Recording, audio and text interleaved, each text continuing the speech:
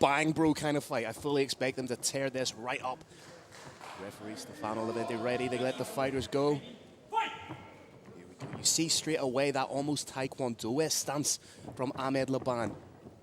Likes to get in, land his shots, and get out again. That stance does make things, because it's unorthodox for this sport, it absolutely throws off the opponent, as you can see already. First calf kick has landed. That calf kick has already caused a welt. First shot, as I said, I would not be surprised to see this one end in round 1. Beautiful stiff jab from Ahmed Labban. I love the movement he is implementing there, trying to get that overhand. More of a plodding, stationary style here from Frasineac. It's interesting, Phil, but arguably the single most important quality, from a technical perspective in MMA, is distance management. You can barely see it if you don't know what you're looking for, but we are seeing it right here. The shadow is demonstrating here, showcasing here why they call him the shadow. He manages the distance between his opponent before leaping in and landing a devastating shot like we saw right there. That is 3 calf kicks. A max of 3 more, and his opponent will not be able to walk. And he's implementing some superior head movement as well, able to land his shots and get out of the way. It could be within the best interest of Frasineac to try and close the distance a little bit, maybe clinch up. Expect to see a big side kick or something coming here. It's almost, there's the side kick.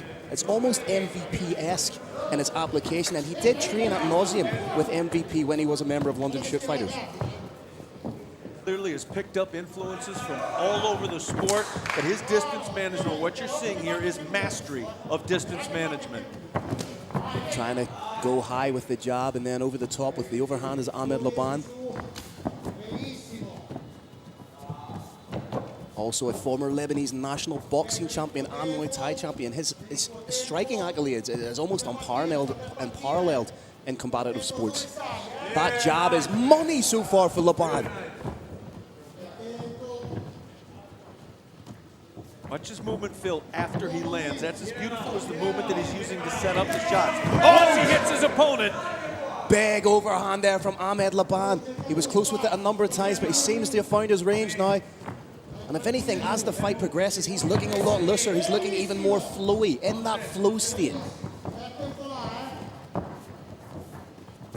Props to, of course, to Frasineac. He's 100% still in this fight, as you can see.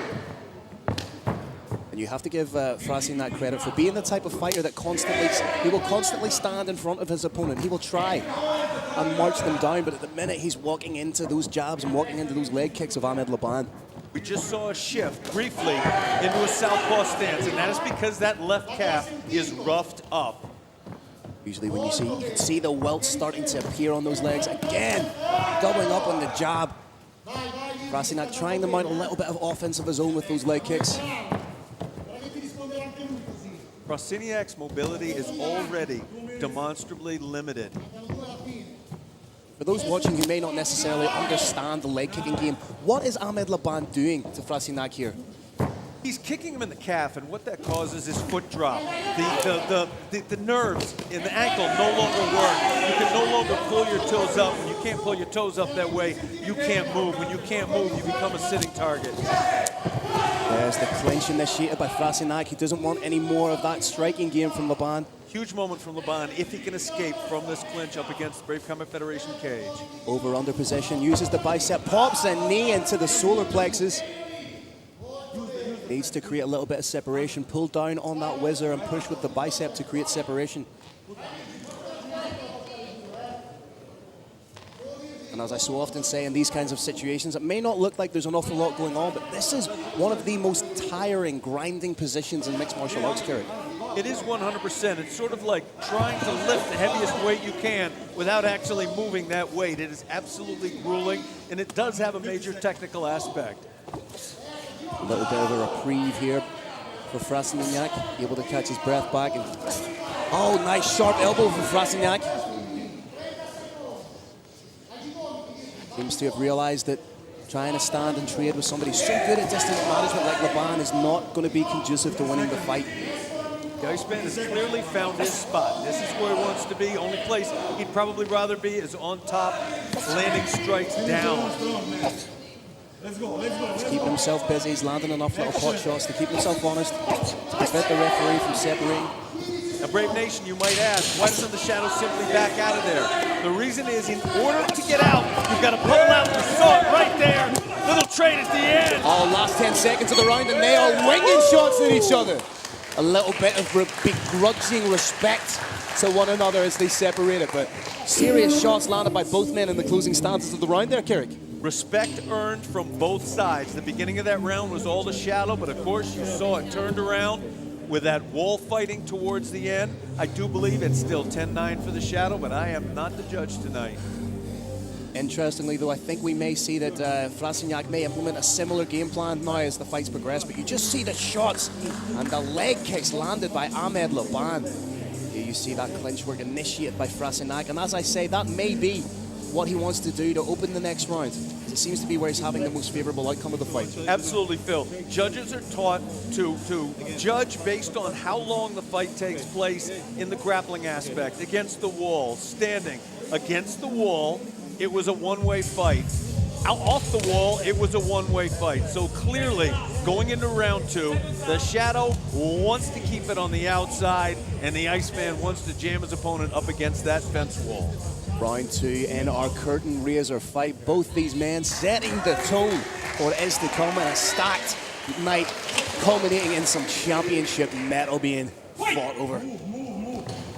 Little glove touch, always like to see that, sign of respect. Right back to the legs as Ahmed Labban. Expect to see Frasineac try and close that distance and clinch a little earlier. Labban doing a great job of hiding those kicks behind his punches. He's not throwing anything blind. Nice work. And there's the difference. Oh, attempted flying knee from Labban. I was just about to say that's the difference. You saw the leg kick of Frasineac, and then you saw the leg kick of Labban buckling Frasineac. The Iceman has taken serious damage to that calf. You're going to see him shift now, back and forth, back and forth. He's more comfortable throwing strikes from an orthodox left lead, but he can't do it right now. You're going to see him fighting out of the right lead because it's the only way he can take any more shots to that area. See not just the marking up of the leg of Frasineac, but also the face. I want to throw back to yesterday when I was having a conversation. Oh, big shot over the top. Wasn't an eye poke, was definitely the hand. Again, that jab, and now upping the frequency of shots, coming in with everything. Ahmed Labban, it's on its head. It's over. It's all over, ladies and gentlemen. Ahmed Labban with the 8th TKO KO win of his career. Scintillating performance. The Shadow knows how to take his opponents out.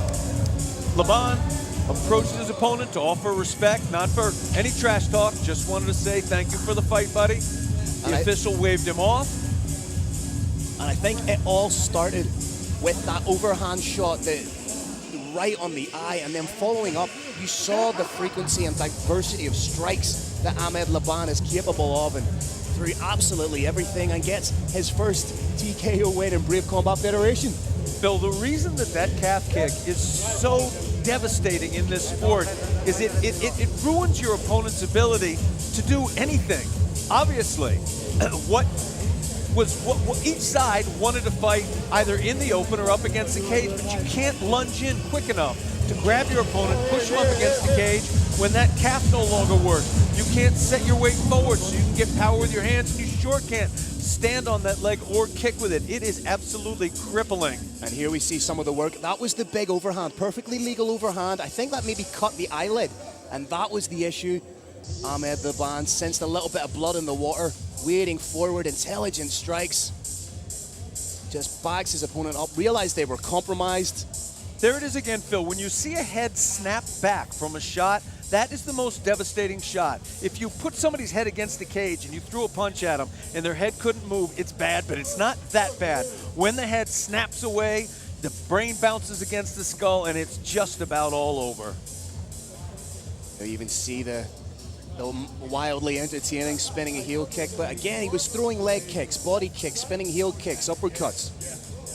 And at 29 years old, timing just seems right for Ahmed Labban to make a charge in the Brave Combat Federation super lightweight division.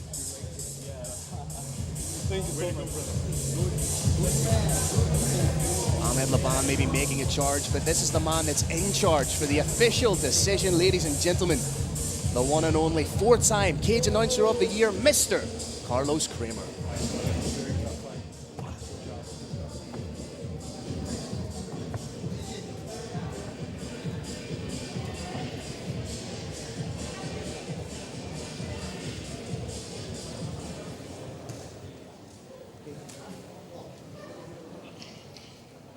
All right, Brave Nation, what a way to start our historic night at Brave CF52 in beautiful Milan, Italy. This first bout comes to an end at 1 minute and 9 seconds of the very second round. Your winner by TKO due to strikes, Ahmed.